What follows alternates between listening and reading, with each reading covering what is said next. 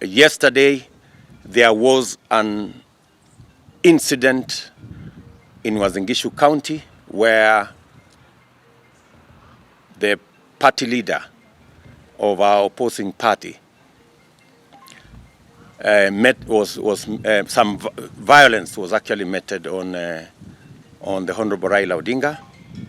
Let me state categorically that the United Democratic Alliance and all our Kenya Kwanza partners are believers in a peaceful, progressive Kenya. We are committed to a peaceful nomination exercise and a peaceful election in August 9th, 2022.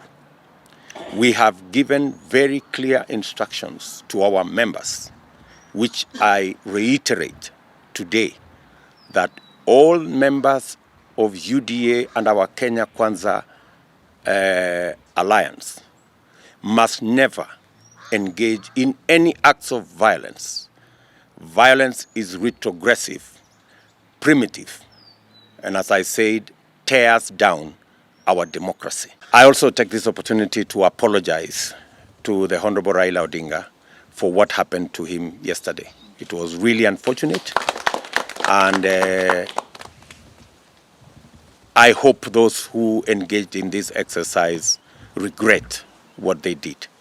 And as I have said, we will roll out the party structures to work with the security agencies so that we can get to the root of this act, which is most unfortunate, and we will demonstrate our commitment to an election that is peaceful by making sure that we take the necessary steps to ensure that all our members, all our candidates, and our entire party engages in this election on the basis of ideas and not any acts that are as unfortunate as we saw yesterday.